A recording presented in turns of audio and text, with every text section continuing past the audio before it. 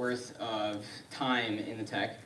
I took a tour at Pierce. I went with a grain chute fire for 3 shifts, each 12 hours. I had to go through a CPR course, over 100 hours of textbook work, and making the slideshow and all the other projects. So, what is firefighting? So originally, the first firefighters were around the time when Emperor Augusta was around. He thought that all the torches and the fires that were in the castle and the palace needed to be watched and keeping the building safe from burning down. These people were more of fire protection rather than actual firefighting, but they were still trained to put water onto a fire. It wasn't for another few thousand years until the first fire brigade in Cincinnati was created. Now, this was the first official government-funded fire station, but there's still firefighting being practiced outside of the government. And ever since, the technology and the practices have gotten better and better, and leading to more technology and more modernizing of their tactics. Why do they do it?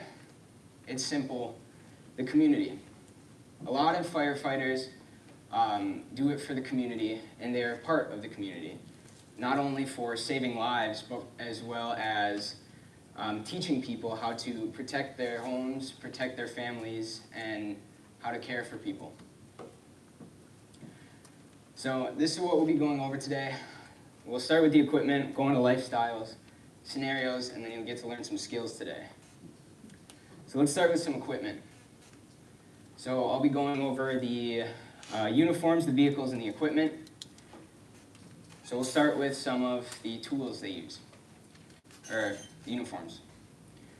So to start, you got your Class A gear, which is your formal wear. This is mostly used for events such as funerals, ceremonies, anything that requires you to be a little bit fancy. Next is your Class B, or your work gear. This is the best example of it. It's a navy blue pants and a polo, usually. However, at the station, they tend to wear flip-flops and shorts and anything that makes them feel comfortable. Lastly, and most importantly, the turnout gear.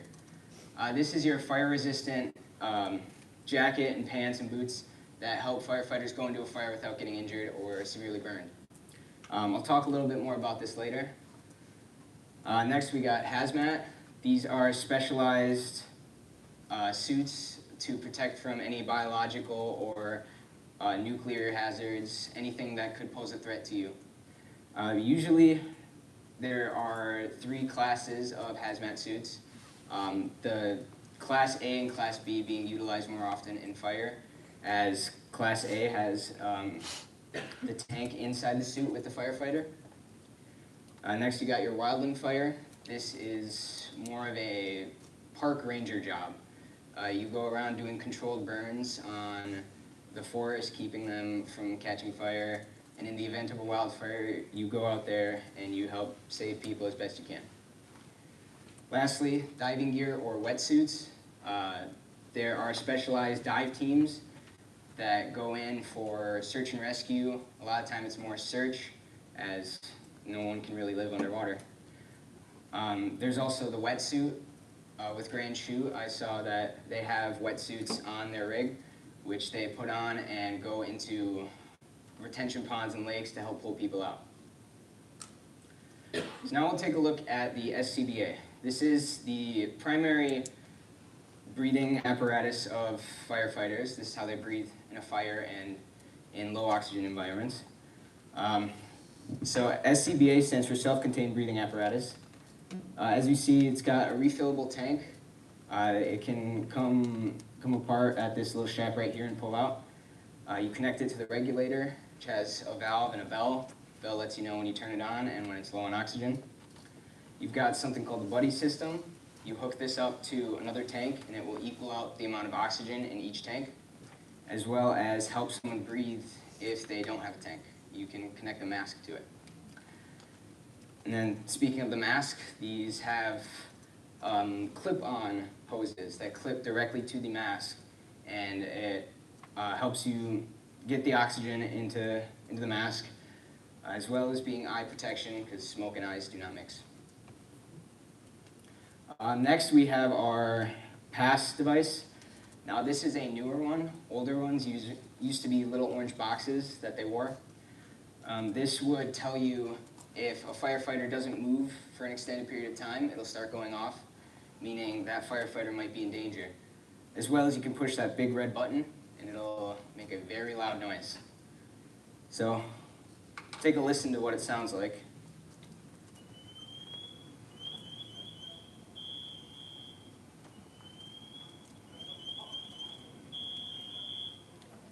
So that's what the pass alarm sounds like.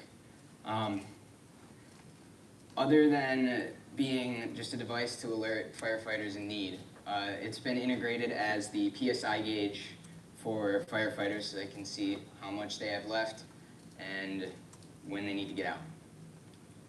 And then lastly, we'll look at the turnout gear and how it's made. So turnout gears start with an outer shell that is fire resistant and rip resistant. So it can take a beating in a lot of house fires. There's a lot of debris. You want to keep yourself safe from getting cut and torn. Next, you've got your moisture barrier. This keeps out the water and the blood. Bloodborne diseases and chemicals and all that aren't good for your skin, so you want to keep that out. Lastly is the thermal liner. This keeps all the heat outside of the suit while keeping your own heat in. This just helps to keep you from boiling alive inside a fire. So next we'll look at some vehicles. So we'll go over the very standard vehicles first. So a fire engine or a pumper. This is your main engine used for pumping water from hydrants and usually has a tank that holds water as well. But it also has your tools in the back and space for your firefighters. Next would be the ladder truck. This is usually not used anymore as a true ladder truck does not have a tank.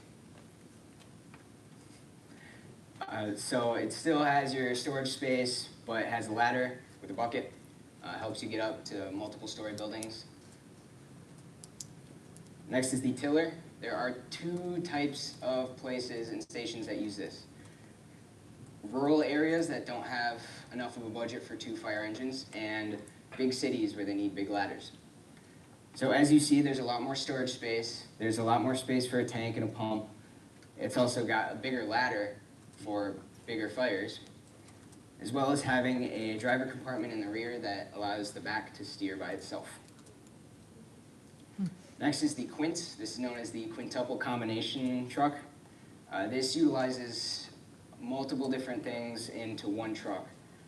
So you've got your pumps, you've got your water tank, you've got your ladder, you've got storage, you've got your driver compartment. It's just a big mixture of all of the fire trucks. Next is some more specialized. Water tender, it is just a fancy water truck. There's not much to it. It just holds water, helps with wildfires in low water environments. Wildland fire trucks, these are more utilized in California and places prone to wildfires. These are built to carry water off-road, and it's got storage space for all the tools and all the firefighters that need to go in there. Not too much else to say about it. Heavy rescue. This is your toolbox of the fire world. A lot of the specialized gear is put into one of these. So your hazmat, your dive team, maybe heavy rescue and triage. It'll all be put into this truck and driven to incidents that need it. Airport rescue firefighter. These are most likely found in an airport, as the name suggests. So these have special design features such as the snozzle that pierces the fuselage of an airplane and shoots foam into it because jet fuel burns a lot hotter than a regular fire. Mobile intensive care unit, it's also just called an ambulance. These are the fire ambulances. Not too much else to explain other than it's an ambulance that's for a firehouse. Now a lot of paramedics become firefighters as well, It's a system that they put in place to bring together the two. And then lastly, the command truck. This is just a fancy truck, painted red, and it's got tools in the back. A lot of times the fire chiefs and battalion chiefs will drive these. So now we'll leave the ground. So fire planes, these are used for wildfires and mostly just wildfires. They have specialized bays that carry water or fire suppressant. They can also be used for smoke jumpers. Does anyone know what a smoke jumper is? So smoke jumpers go into a wildfire through a plane. They jump out and they jump directly into the fire to help. A lot of the time it's for rescue. So like someone trapped in a wildfire that needs help, they will rescue them. Fire helicopters, these are very similar to a fire plane as they carry water or fire powder and can aid with smoke jumping. The only difference is that they've got rotors instead of wings. Medevac, medical helicopters, these are used for critical care patients that are in very rural areas where an ambulance may take way too long to get them to the hospital. And then lastly, fireboats. These don't have a tank because they're on the water, so they're capable of producing or pumping tens of thousands of gallons of water a minute. These are mostly used for boat fires, port fires, shipyards, anything of that sort. And then lastly, the equipment. So here's some breaching tools. These are used to break away, wedge, pry, pull. These are all used to destroy something, to get into a place, get to the fire, get it extinguished. Same with bolt cutters, sledgehammers, battering rams. They're used to get into places. If you don't know what bolt cutters do, I think you might need a bit of help. Some saws, rescue saws can cut through a lot of concrete. Chainsaws cut through wood really well. Sawzalls are really good for auto extrication. Spreaders, rams, and cutters, also known as the jaws of life. They can spread or crush heavy metal pieces on a car. Rams usually are used to push up dashboards, and the shears, they're good at cutting. Cribbing, airbags, chocks, and struts, these are for stabilizing. So cars have suspension, and suspension likes to move. You don't want that to happen. If they've got a spinal injury, the slightest of movement could possibly paralyze them for life. You don't want that. So airbags, you connect it to an air tank, pump it up, lifts up the car. Use cribbing to stabilize fully, chock the wheels so the car doesn't move, and if it rolls over, you might have to use a strut. Struts are also used for trench rescue, but that's an entirely different story. Generators, fans, acetylene torches. So generators, they produce power. A lot of the tools they use have to utilize power. Fans are good for smoke control and relief. Fires are known to be very hot, and so you want to keep that from overheating a bunch of people. And then acetylene torches, these are slowly going out, but these can cut through a good chunk of metal. Floodlights, cones, ladders. Who here can see in the dark? It's very hard to see in the dark, so lighting up a place might help you to work at your best, keep you going. Cones, I don't think anyone here likes getting hit by cars either. So using cones, moving them, moving the traffic, redirecting, a lot of times police will help you with that. And then ladders, multiple story buildings are everywhere, so you want to be able to control that. Extinguishers, hoses, and a nozzle. There are a bunch of different types of extinguishers. Some are better used than others. You don't want to put water on an electrical fire. Bunch of different types of hoses. There's big ones, small ones, suction hoses, rigid suction, and then the nozzle. This helps you fight the fire, sprays the water, and can change the direction from either one solid stream to a spray. Now into more medical, shock blanket. This keeps a person warm. It's got reflective material and it's insulated, so it's really good for shock. Your spinal board helps you immobilize the spine, keeps it from getting injured further. And then the medical bag. So the medical bag has 3 main things in it: the airway, the breathing, and the circulation control. So you got stuff like your BVM, your airways, your suctioning, your oxygen, your intubation, your laryngoscopes. These all keep the airway and the breathing good. If you can't breathe, you're not living. Your vital sign monitoring, this also helps with letting you know the person is doing good. If they're not, then you can help them in some way. There's certain medications that you can give. As an EMT, you can only give a few. And then your bleed control, your tourniquets, your dressings, your bandages, all that. Next, again, oxygen, your EKG, which helps you monitor vitals better. And then your suctioning, you want your airway to stay intact, so keep fluid out of it. Splinting, you might get to know a little bit more about this later. Yeah. So splinting is just keeping the joint or the bone in place after it's broken, so you can prevent further damage. There's a lot of ligaments and arteries and tendons and everything you got to worry about. Most of them keep it in place, the only exception being a traction splint, which pulls your leg. You don't want your bone sticking in the muscle, so pulling it straight could help with more damage and bleed control and pain relief. Stopping the bleed. Bleeding is not good, so you want to stop it if it happens. A lot of the times you'll just do bandages and dressings, but in the event where it's bleeding too much, you may have to use a tourniquet or a hemostatic gauze. Water break. Now I'll talk about some of the lifestyle. So one of the main jobs of firefighters and EMTs and paramedics is to save people. You want to keep them living.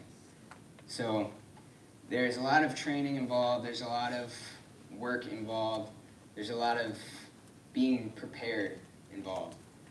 And so they have to keep some sort of schedule and keep them physically and mentally ready for this. So one of the good things is working out. Training your body to be able to utilize the tools that you've been given, as well as helping save people in an emergency. People tend to be decently heavy, so being able to lift them and carry them out is a good idea. Chow time. So food is really good, connects people. Being able to be in one room and talking with each other is a really good way to get to know your family at the fire station. It also keeps you nourished. You want to be able to work at your best, and the best way to do that is to have calories and carbs and all the good stuff that you need to work in your body. Chores. So the fire station is like their home when they're on their shift, so they got to keep it nice and tidy. So standard chores like vacuuming, mopping, taking out the garbage, they help keep the station clean and ready for use. Paperwork. Now, one of the reasons I decided I wanted to look into EMT is to get away from all the paperwork. Still found me. So a lot of times you have to fill out PCRs, patient care reports. You have to document what you use, how you used it. You have to make sure you have the right supplies. Even just fundraising and community events need to get filled out, paperwork and all that. So I'm gonna be doing a lot. Gear inspection. If your gear isn't working, you can't work at your best. So in the morning, they usually check all their gear, make sure it's ready for the day. Check their vehicles as well. They check their uniforms, make sure everything can work the way it's supposed to. Training. So skills degrade over time. So you want to train and be ready for when you need to use those skills. A lot of times this can range from fighting a fire or rescue or anything medical related, as well as you do have to renew license every 3 years, I believe. And so being ready to go through the testing again, it might help you. So now you get to participate a little bit. So I'm gonna run you through some scenarios. They're just gonna be pictures. I want you guys raise your hands, and I'll pick on you. And you can tell me what you see, what I should worry about. So we'll look at some motor vehicle collisions first. What do you see here? What should you be concerned about? Explosion. Oh, sorry. Explosions. Maybe? Anyone else? Monica? Checking for passengers in the flipped car. Yeah? That's a good one. Yes? What happened to the driver of the other car? Good point. If the car is potentially unstable and is then hit in a vulnerable spot that might cause it to explode. Okay. You know the way back? If it's leaking or not. Okay. Aiden? It appears it might be a gas station, and that would not be a good place for a crash to happen. Yeah. So Yeah. those are all good suggestions, I guess. So here's some things you do want to be considerate about. So first, scene safety. Is your scene safe? Is there a gas leak? There's debris all over the road? And is the traffic routed correctly? So another one is stabilization. You don't want the car to move too much if there's a patient still in there. You want to keep them from getting any sort of spinal injury. And then the passengers. So there's no one in that car. Where did they go? Is there someone in the flip car? So you did have a few right ideas about things you should look out for. What about this? Yeah? They're bleeding. Okay. Declan? Get a neck brace. Okay. Leah? Is he even alive? That's a good question.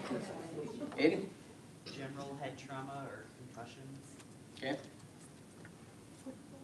All right, so there's a few other things you want to look for. As you see, scene safety, be safe. What's in the car? Will he wake up and pull a gun on you?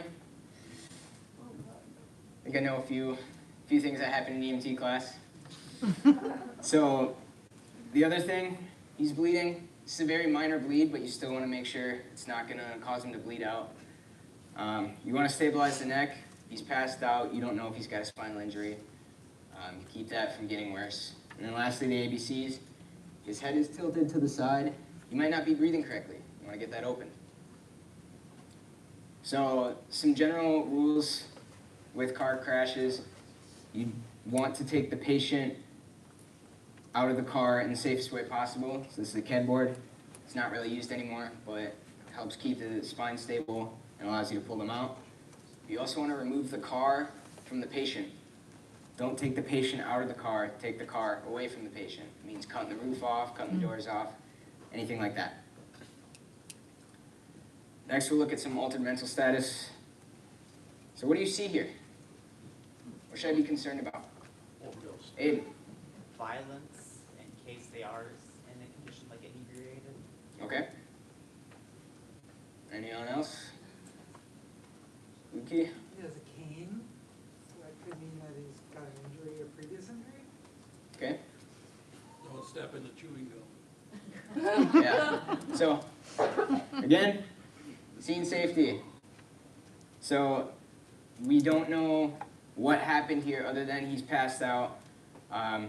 Who's around him, what's around him. As you see here, it's very blurry, but he's got a needle right next to his cane. Could be drug paraphernalia. Again, the cane, possible medical history. He could have been to the doctor recently for something. Again, and then ABCs.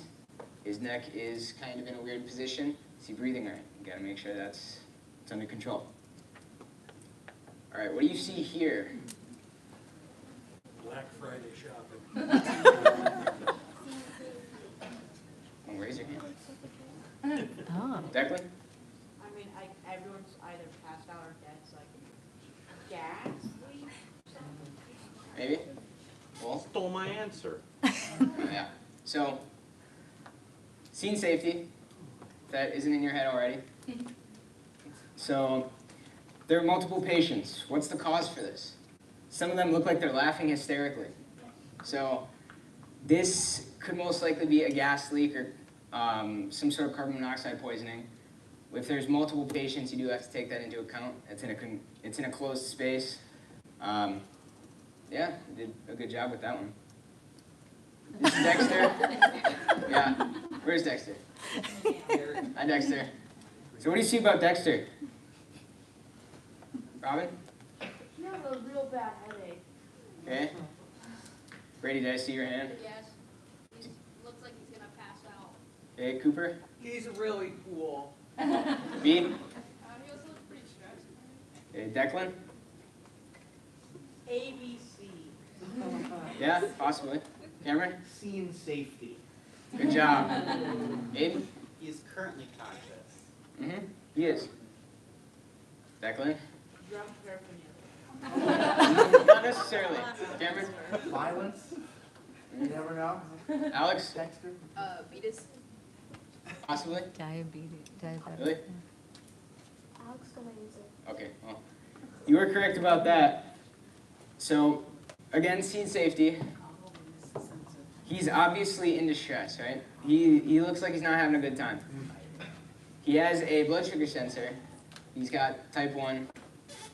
So, a lot of times you'll see a sensor on the arm, or you'll feel it if you're trying to pat them down, making sure there's nothing wrong with them.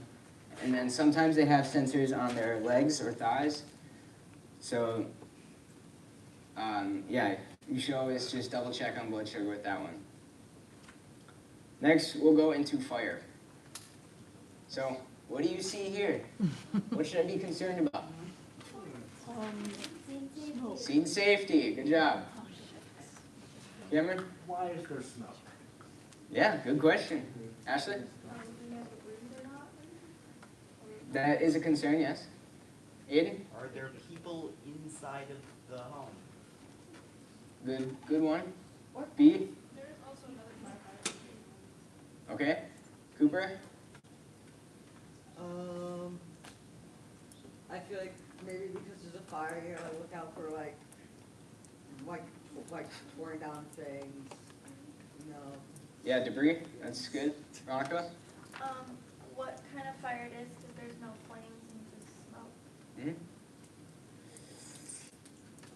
Elias? Scene safety with electronics because it's a house. Yes. All right, last one, Cameron. There's smoke coming outside the house. If someone has an issue like breathing, and they get that in, Yeah. what's gonna happen to them? Good. So, yeah, scene safety. It's always going to be there. Who is home? Is there a fire? You can only see smoke. How are you going to control the smoke? And then what construction type is it? So, does anyone have a guess at what type of construction it is? Cameron? Wood and concrete and metal. Well, what type? It's We a got house. we got 1 to 5. Type 1 to 5. Take a guess. 2. 2? 5. Full? Oh, it looks like it was built recently, probably made out of really crappy materials. Oh, what type? 1. 1? Yeah, Nope. done. Brady? 3, No. Declan? 4. No. So, this is type 5. So type 5 is considered flammable material. So it's mostly built out of wood, insulation, a lot of flammable materials. There isn't a lot of stuff that can't burn here. So let's take a look at the next one. What should I be concerned about? Cameron? Scene safety. Good job, Adrian. There's open flames. Yes, there is. Declan, did I see your hand? He took my answer. Did? Other answers. No, there aren't. All right. There might. Yes. That's what I'm. Okay. Aiden? Are there people home? Okay. There are. So, again, scene safety. Who's home? What started the fire? What type of construction? So, do you know what type of construction this is? 5. You can just say it out loud. 5? Yes, it is type 5. Again, it's made out of mostly combustible material. What do you see here? Cameron? Scene safety. Scene safety? Adrian? Okay. Aiden? Potential for like vehicles could be in there, so be watchful of explosive Okay, Leah? Just why there's only that little part of it that's on fire. Okay, Cole? Looks like a shipping depot. If it is, then what would ship? Gina? Why are the smokes different colors? Okay. Declan? Construction site. Alright. So, Ah, again, you've seen safety. Who's in there? What started the fire? And your construction type? So, 3? 4. Because that looks like it's made out of metal. So this one is considered type 2. It is non-combustible components and frame. So it is made of mostly non-flammable materials, such as like steel, but the siding still might catch fire. Components on the inside are fireproof, but materials inside could catch fire. And then the last one, what do you see here? So many hands. Declan? Scene 60. Sebastian? What color is the fire? Cameron? That plane's gonna blow up any second. I Yep. will get everyone out of that. Adrian? It's already running. Okay, Cole? It's Sorry. what the Boeing whistleblowers tried to warn us about. Alright, Malia? But jet fuel. Yeah. Ethan? Delta. Delta? Delta. Okay. You say Boeing. So, again, scene safety. Who's in there? And then you gotta take into consideration the suppressant type. This is an airplane, there's jet fuel. Can't use regular water for that. You might have to use some sort of foam. Alright, so now we get to do some splinting. Who's ready? Ready? So I think how we divided this was 2 rows, wasn't it? So every 2 rows group up and then split right down the middle. So first and second row, third and fourth row, fifth and sixth row. And I'll ask, do my EMT friends want to help with splinting? Sure? Okay. Yeah, just same splints.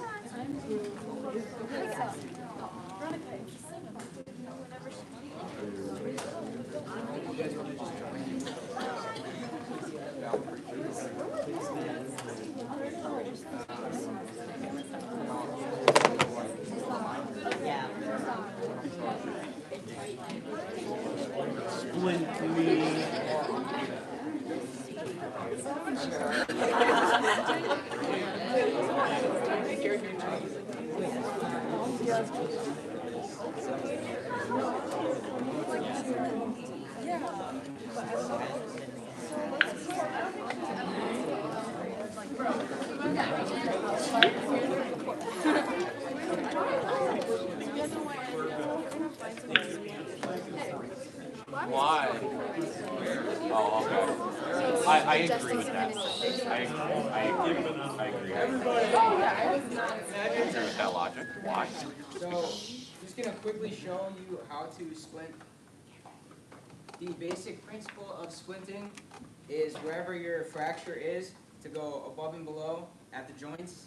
You want to immobilize that. If it's a joint, you want to immobilize above and below. Always keep it where it was broken. If they're holding it like this, keep it like this. So, yeah. I'll let Ben show you guys how to do this. You're gonna follow the actual. Yeah, well, it's a longer stance one, so. Yeah. So the first thing you want to do is check CMS. Check the pulse.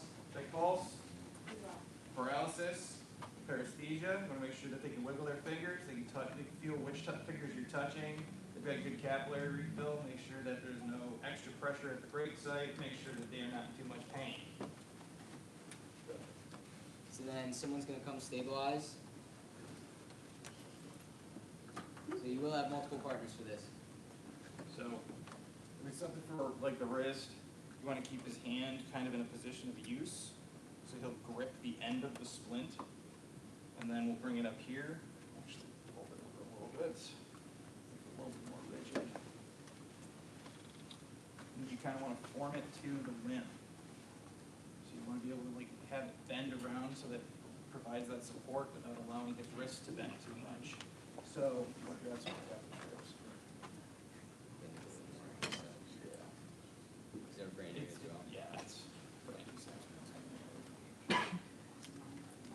So one of the other things you want to do, you want to pad any kinds of voids so that there's as little space between his hand and his arm and the actual splint. You can use cloth, you can use bandages, you can use another splint if you had it. Doesn't matter what it is. You just want to make sure that there's at least the least amount of movement possible. So now, you take it.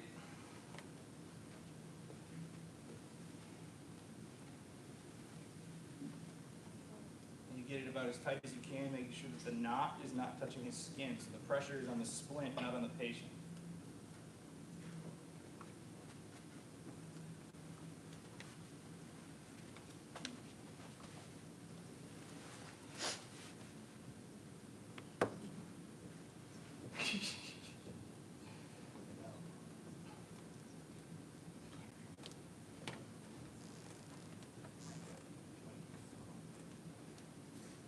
They can still use their hand, make sure they can still do stuff with it. You also want to keep it accessible, because you're going to have to check CMS again when you're done with this. Because if it's too tight and you're cutting off circulation to their hand, you need to know that.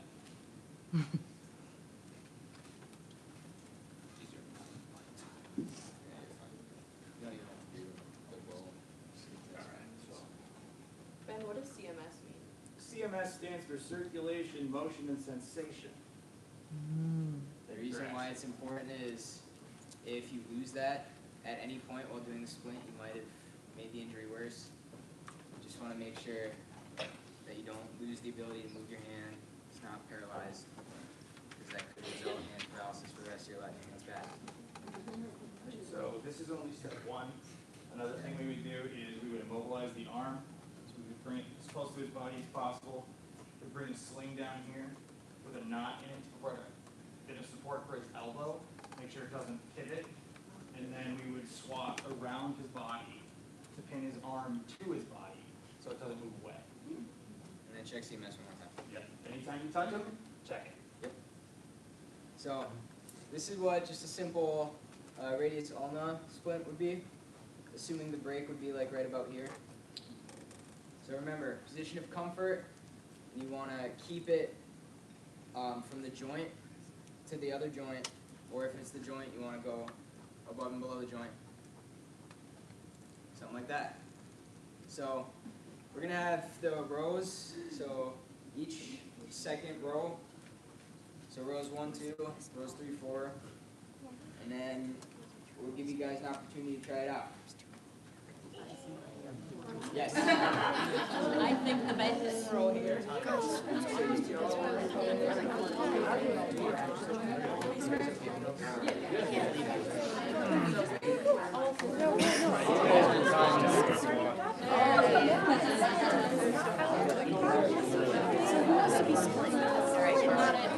for it. Wanna try this out? Yeah. Okay. So my first volunteer. You would like to go? Okay. Come on up. You have one. Okay. If anybody, so if you're going to do it,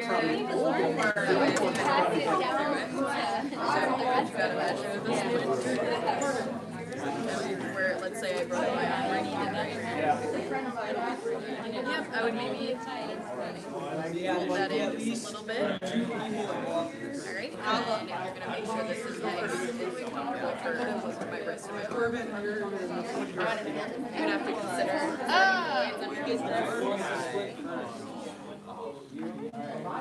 that you see. Okay, and then would somebody else like to help?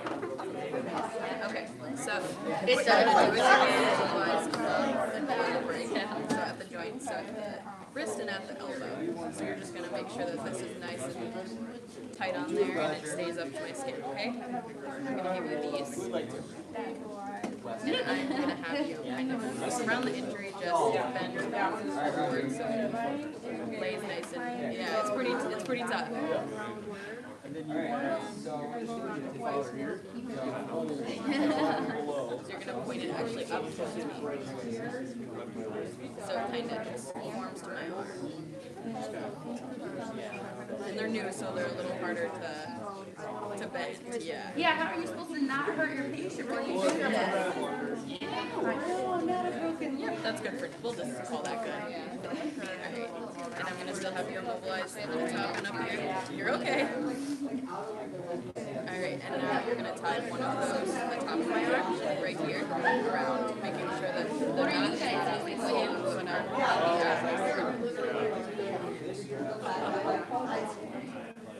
Like Coach tape or something?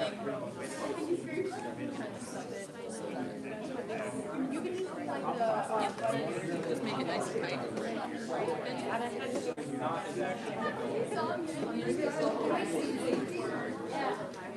Alright, and then you're going to tie one right on the wrist as well. And do you know why we have like this hole right here at the end?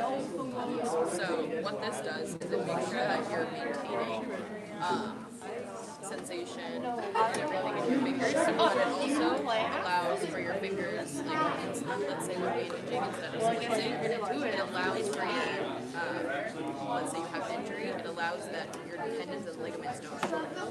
Because if you're injured, it has to be in a certain position for so long. You want to make sure that the position that it's staying in while it's healing is going to allow for your fingers to still move and have sensation. Yeah, so that's nice and good. Nice and tight. And see here, we would, in this circumstance, obviously it's hard to fit this one, but you would put something in here. Just make sure that it's nice and tight on my arm. But, I mean, you did a great job. I feel very immobilized. Anybody else like to try? Yeah? Yeah. I mean, and you can do it to somebody else if you guys want to try. I'll kind of just put okay, patient. Really? Lily, do you want to get started?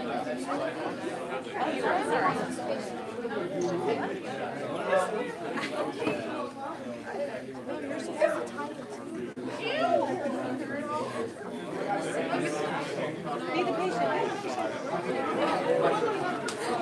Alright. So I'm going to wrap this up. Let Addie you want to be a firefighter? Are you doing it? Splinting? No, I do not want to. Almost 15.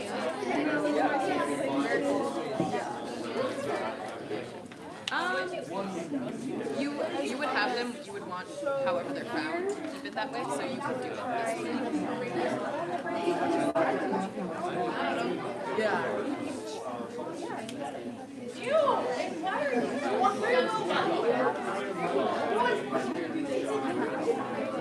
So hypothetically, the first thing you would do is check their pulse. So you're going to actually, it's going to be right off the pulse, right here. And she has a nice strong pulse. So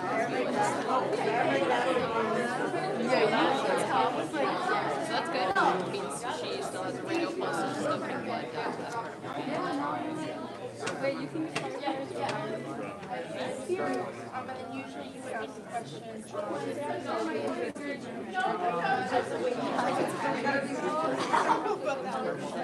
Can you buy these things for like your whole first aid kit? yeah, like, yes. No.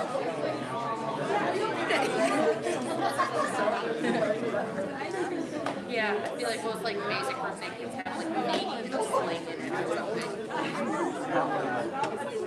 Feel now.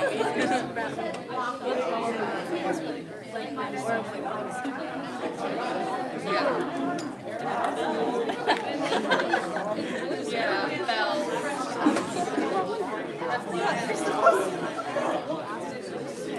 Thanks for showing.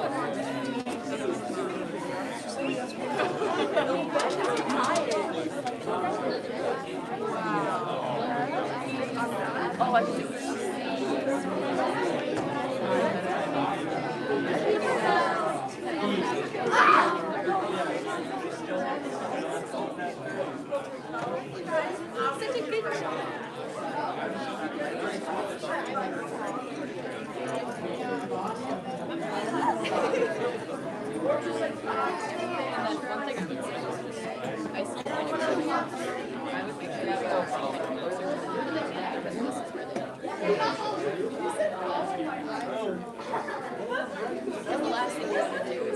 Can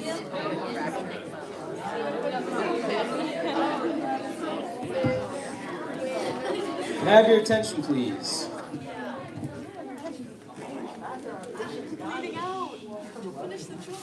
All right, so how has splinting gone? Good? We want to do it afterwards or even tomorrow for people, for every student here, if you can. It'll probably still be here tomorrow. But we're going to have to move on now because we're slowly running out of time. So, now we're going to learn about some stuff you can do to help. Roger, I do recommend not putting that on. Okay. Thank you. So, there are many different things you can do to help out your community, such as serving for cert, maybe getting some medical qualifications, maybe getting a job as a park ranger and helping stop wildfire spread. Even simple things such as prevention, like checking the battery in your fire alarm, or preventing a fire by unplugging that heater before you leave. One of the other ways you can do it is by fire drills. So these are the times for our fire drills. The recommended time is 3 minutes. We kind of went over that. That's not good. We had a goal of getting to 2.5 minutes maximum. As you can see, we did it in the beginning of the year. We're slowly trying to get back to it.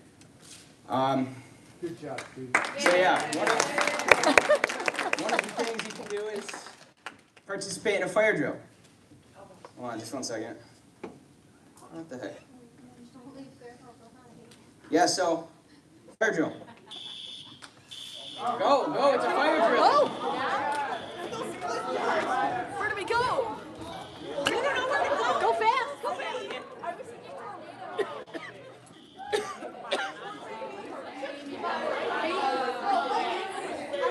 Somebody by the elevator to get you.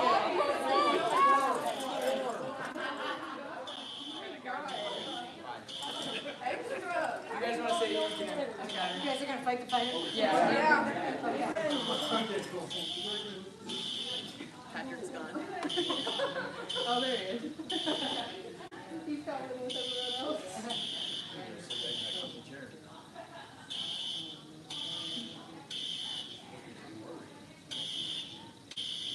You know what I did for my senior project? I made coffee. That was my demonstration. I made a cup of coffee. For an hour? Huh? For an hour? No, not for a whole hour.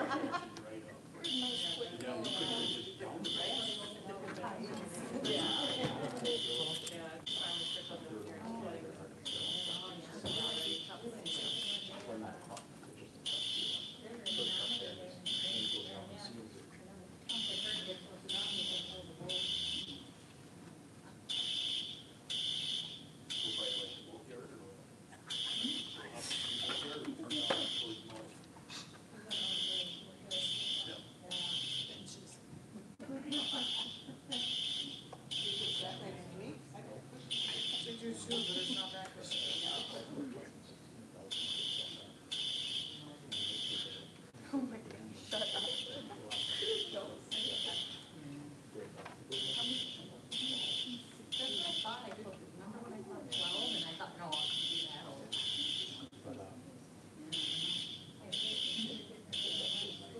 The age for the yeah, it's like, all of middle school and all of high school, I think a little younger though.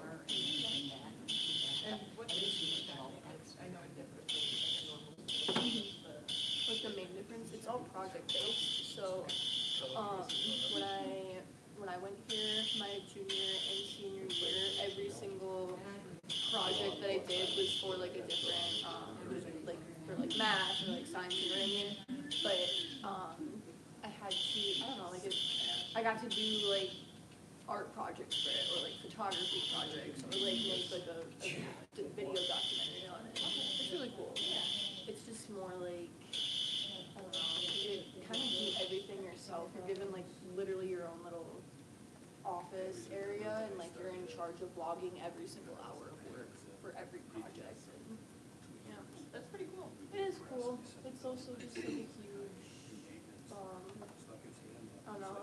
responsibility. So it's cool, like, just more in charge of everything. It is 100% like time management, yeah.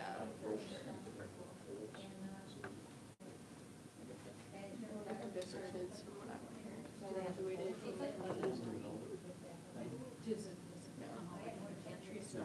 It was in a whole different building. My old boss is, he was grinding.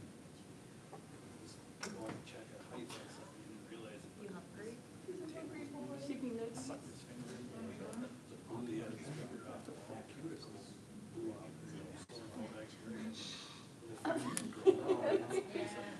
What hurts is the topical stuff. What do you mean?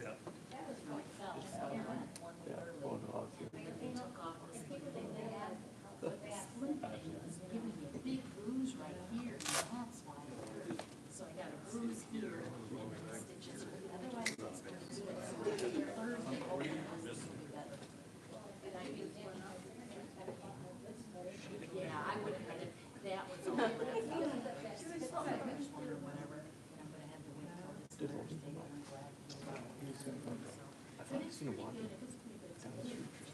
No, he just got released from his burn. He was going to eat the rest of it.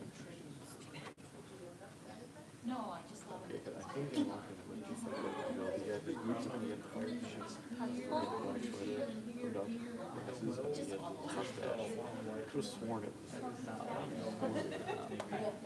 Well, no, and these don't even No, work. you can test it. Yeah, but I had it off for a while. I'm wondering if the other ones are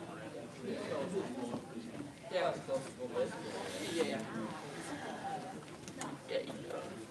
Our school is not making out into real fire though. Nope, we're almost done. Yeah, he's gonna look like an explosion behind him. You like fire drills at for real.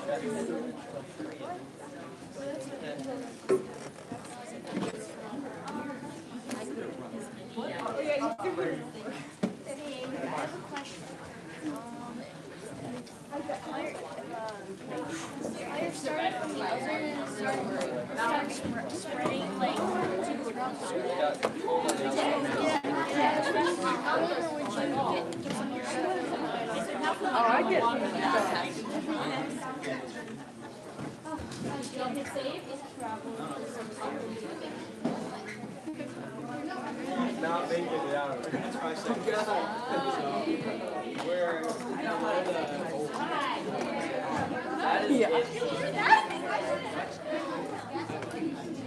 Korbyn, I believe if there was an actual fire, we'd be out of here in 12 seconds flat.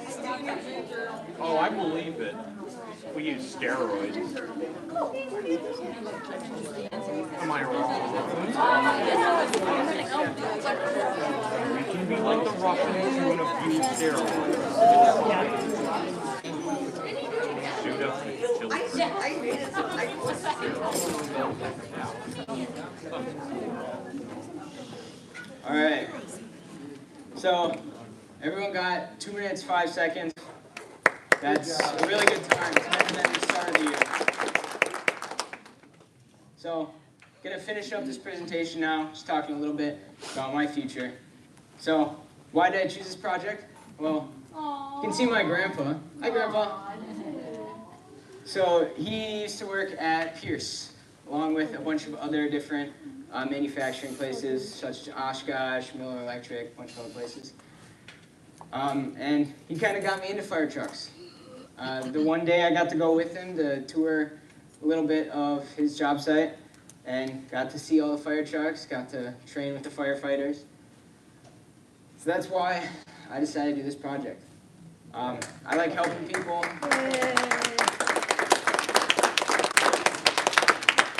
So I like helping people, and I thought firefighting was a great way to kind of look into that and see what I could do to help the community. However, I've decided to not go into firefighting. So, after looking, blood warning, if you don't like blood, but this career is not exactly the most enticing when you get to know exactly what happens. So just the time, the stress, everything you get to see, it just really adds up over time, and I'm not ready for that.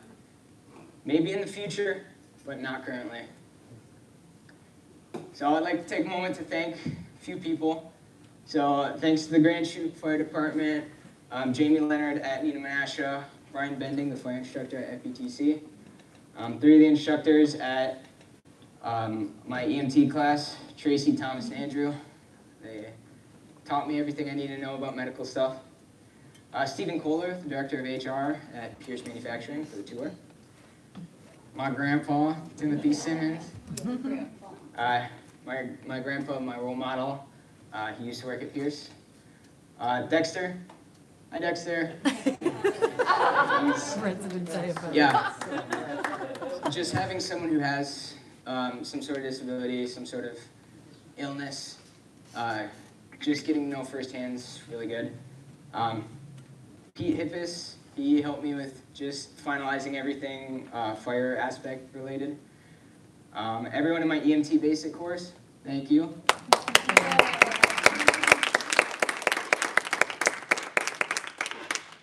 I'd like to thank my advisor, Nicole Ludke. Even though it might be annoying being told what to do, it's still good to be told what to do. I probably wouldn't be here without her pushing me. And then lastly, my friends and family, everyone here, no matter what, if I know you or I don't, you still make a difference.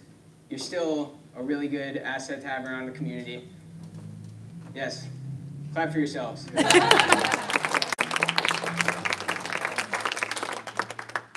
that wraps it up.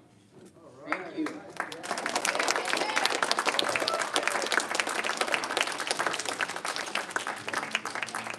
We'll take questions if we have time. We do. We have about 9 minutes. You're good. All right. Alicia.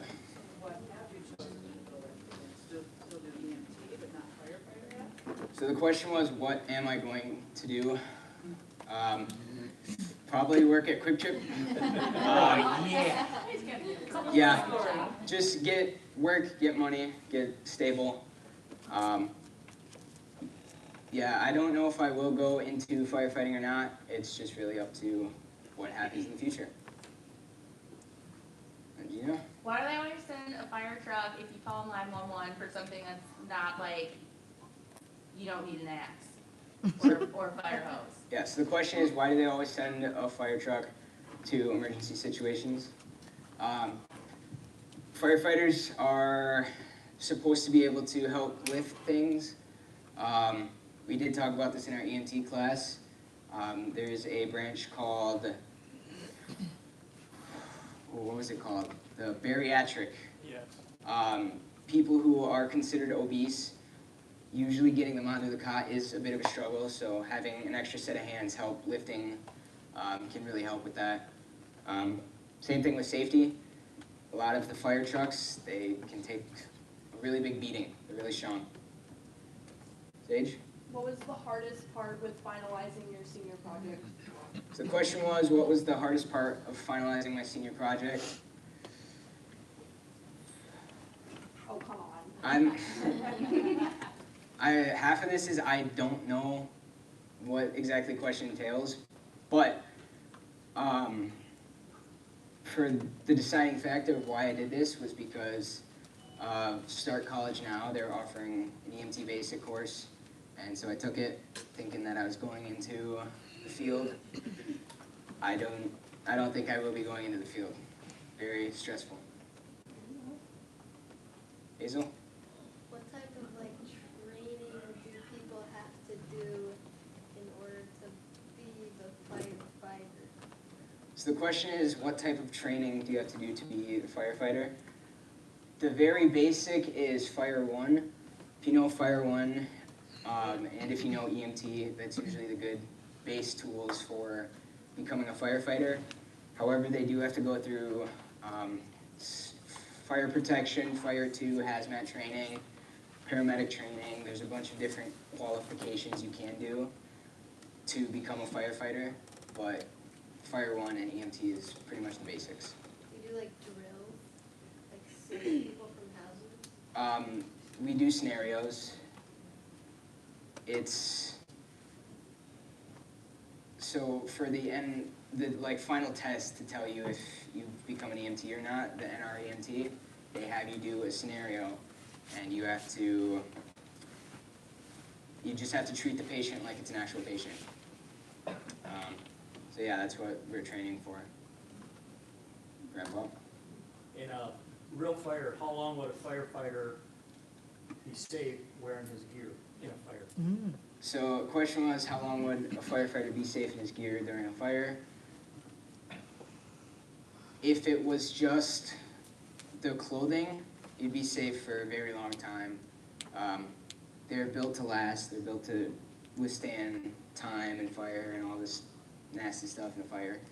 However, the SCBA is the limiting factor, as you have to conserve your oxygen. They say you have about half an hour's worth of breathing. It's more like 15 minutes of breathing. And so you got to be really considerate of that.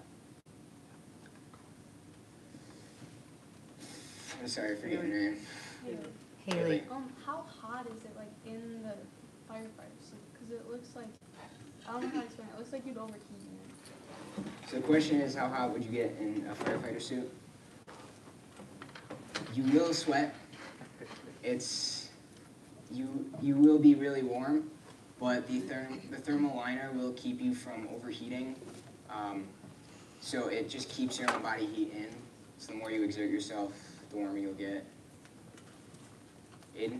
What's a little known fact you find really interesting about this topic? The question was, what was a little known fact I find interesting about this topic? One of the facts that has stuck with me is that first responder suicide is almost tripled in the rates because of the amount of stress that you are put into this job. It's so bad, in fact, that during the first week of my EMT course, they had to talk about all the stressors and how to relieve that stress. Ms. Lukey? I have two unrelated questions, sorry. Number one, you like the gear the best. What is the coolest innovation that has happened in the firefighting gear industry? So the question was, what was the coolest innovation in gear in the firefighting industry? I have two. One is all the Hearst gear, so Jaws of Life, the spreaders, the ram. Most of them are electric, and a lot of the electric power tools you don't expect to work that good. But they can pry open a car door really well. The other is the TIC, the thermal imaging camera. They use it to find the fire. They also use it to find people in a fire. I didn't touch up on it, but that's becoming really popular. My second question is for the youngsters in the room. Describe your note-taking system for this project. So the question was to describe the note-taking process of this project. I use a website for most of my notes. I format it the way I like it. It looks really nice to have buttons that show you exactly what you want to know, places that you can keep your stuff. So I use Google Sites. In the past, I've used slideshows as part of my note-taking process, as you can put a picture of what you're looking at as well as the info for what you need to know. Cool? What do EMTs do to cope with some of the stuff that they see? You were saying that they... Yeah, so the question was, what do EMTs do to cope with what they see? There's a few things you can do. Having friends and family is always a good one. However, they can't relate to you as much in the field. So they usually say it's good to get in touch with therapy and counseling and such like that. Eating healthy is a really good one. Eating such things like chicken, Chicken naturally makes you happier, so eating chicken is a really good way to increase serotonin and dopamine levels. And then one of the other ones was working out. When you work out, that helps with releasing those chemicals as well as getting you outside, getting in the fresh air, getting sunlight, and keeping you ready to work. Gina? Well, just a comment about that, if I'm not mistaken, I think those fields, the firefighting and EMT services are largely have males for employer, or being employed by males. And I think suicide rates are among young men are on the rise in general, but it's good to know that in the schooling that your instructors are talking about how to take care of yourselves as well, so that's appreciated. And a question, why are Dalmatians associated with fire trucks? The question was, why are Dalmatians associated with fire trucks? Yes. I don't know. I think it's just, yeah.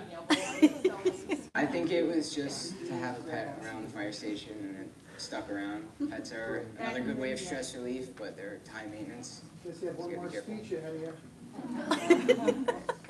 In the back. In case this is a myth, but Dalmatians were kept around to help, like, lead the horses, and they weren't scared of, like, loud noises or fire as much, so that was typically why they were kept around. Like when the water would be carried by like a carriage. Mm-hmm. Oh, that's very interesting. Very good information. Bad job, Addie. There we go. Monica? Advice for future seniors. Thanks, did you get it stolen? That's right. Sorry. Question was advice for future seniors. I don't know, because I haven't really thought about it. I've been too busy doing this. One thing I will say is, no matter how stressful a situation is going to get, just push through. I had some struggles with EMT. I thought I wasn't going to pass, but I did just fine. You're probably going to overstress yourself a little bit, but just look at the bright side. You're going to get it done either way, and you're going to be done with it forever. Unless you have to go renew your EMT license. Dexter. If you could do this whole project over again, knowing that you wouldn't want to go into firefighting at the end, how would you do it differently? Question was, if I could redo this project knowing I wouldn't go into firefighting, how would I do it differently? I probably would keep the slideshow and the structure relatively similar. If I knew for a fact I wasn't going to go into firefighting, I might have not gone into EMT. I still probably would have for the credits. I don't think I would have changed much about it other than just saying I wouldn't go into firefighting. All right, clap for Korbyn and Jack.